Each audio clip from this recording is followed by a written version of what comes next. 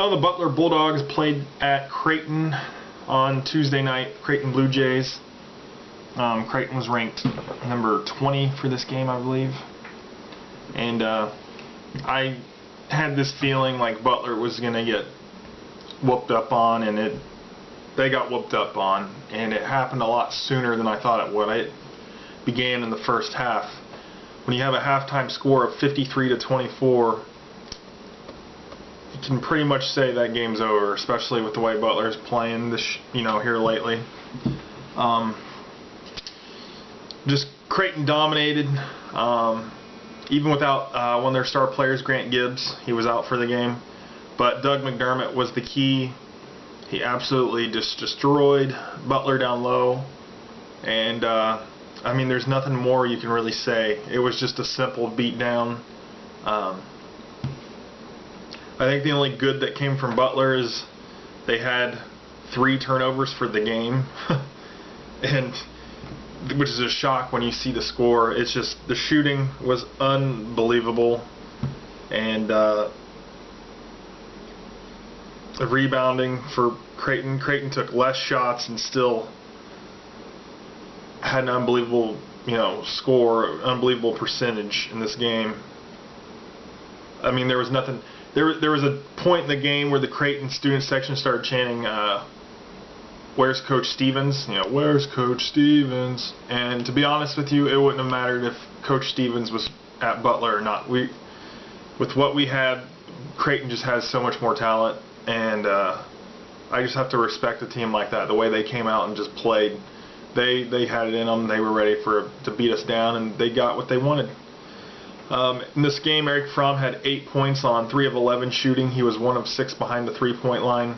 Kyle Marshall had 11 points on 5 of 10 shooting. Cameron Woods had 0 points on 0 of 9 shooting. Rough game for him. It just happened to be that way for Butler. He did have 10 rebounds though, so at least he's still dominating the boards. Alex Barlow, 8 points on 3 of 5 shooting. He was 2 of 4 behind the 3-point line. Kellen Dunham had 12 points on 5 of 14 shooting. He was 2 of 5 behind the 3-point line. Devontae Morgan had 3 points on 1 of 2 shooting. Elijah Brown had 8 points on 3 of 7 shooting. He was 2 of 3 behind the 3-point line. Jackson Aldridge had 2 points on 1 of 2 shooting. Elliot Campen played. He was 0 of 1 from the field. That shot did come from behind the 3-point line, so 0 points, obviously. Rene Castro, 2 points on 1 of 3 shooting. He was 0 of 1 behind the 3-point line.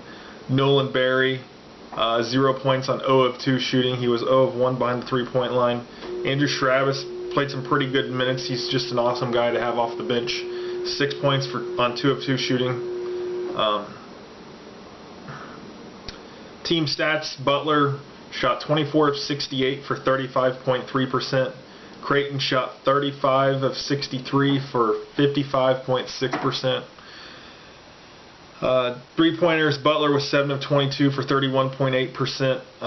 Creighton was 7 of 19 for 36.8%. Free throws, Butler 5 of 9 for 55.6%. Creighton was 11 of 14 for 78.6%. Rebounds, Butler had 33. Creighton had 44. We had more offensive rebounds, 13-10. Turnovers, Creighton had 4. We had 3. And so obviously this game, the defense was the problem for Butler. They just let Creighton shoot an unbelievable percentage in this game, field goal wise. Really not much points off turnovers in this game. Butler had 4, Creighton had 2. Second chance points, this was a killer. Creighton had 19, Butler had 2. Points in the paint, Creighton had 50, Butler had 30. Fast break points, Creighton 13, Butler 5. And yeah, that's pretty much it. Butler didn't lead at all in this game. Creighton's largest lead was 34. And I mean, what more can you say? It was just an old-fashioned slobber knocker. So Butler falls to 10-7 on the season, and they're 0-5 now in the Big East. One of 2 teams that still haven't won a game. St. John, surprisingly, is the other.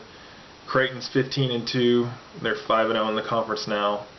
I'm kind of hoping they win it. I know Villanova's right up there with them as an undefeated team, but Creighton's used to be a mid-major, and I can sympathize for that, since Butler, basically used to be a mid-major too. So it'd be nice to see Creighton, do something. Nobody expected them to be able to compete with the Georgetowns and the Villanovas and the Marquettes and all that. So for them to come in and win this conference would be a big deal, and I'd be proud of them if they could do that. So hopefully for us, we can get something turned around. We get Marquette at home on Saturday. I'm pretty sure that game is sold out, and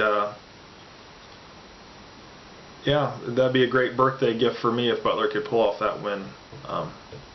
It's today, Friday, is my birthday. It's my 25 now. Quarter of a century old. So hopefully, Butler can pull out a win for me, especially get some revenge on last year's NCAA tournament loss. But anyway, once again, Creighton defeats Butler 88-60, and I will see you in the next video, guys. Have a good one.